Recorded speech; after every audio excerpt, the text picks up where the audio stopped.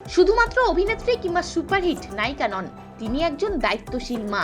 বলা হচ্ছে প্রিয়াঙ্কা চোপড়ার কথা। মেয়েকে ক্যামেরার ঝলসানি থেকে কিভাবে বাঁচালেন, সেই ভিডিও এখন সোশ্যাল মিডিয়ায় ভাইরাল। সম্প্রতি তিনি ভারতে এসেছেন। ভাই সিদ্ধার্থ চোপড়ার বিয়ে বলে কথা। ইতিমধ্যেই সেই বিয়ের অনুষ্ঠানের একের পর এক ছবি শেয়ার করেছেন। প্রিয়াঙ্কা মেয়ে মালতী মেরি চোপড়া জোনাসকে নিয়ে অংশ নিয়েছিলেন প্রি ওয়েডিং সেলিব্রেশনেও। আর সেখানেই মেয়ে মালতীর ছবি তোলার চেষ্টা করলেন ফটো শিকারীরা। তখন প্রিয়াঙ্কা কি করলেন জানেন?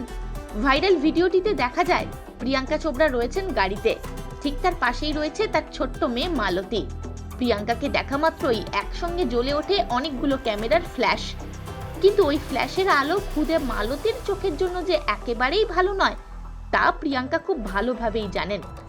তাই তিনি তৎক্ষণাৎ নিজের হাত দিয়ে মেয়ের চোখ আড়াল করেন। আর সন্তানকে এত সুন্দর করে আগলে রাখতে দেখে প্রশংসায় ভরিয়ে দিলেন নেটিজেনরা।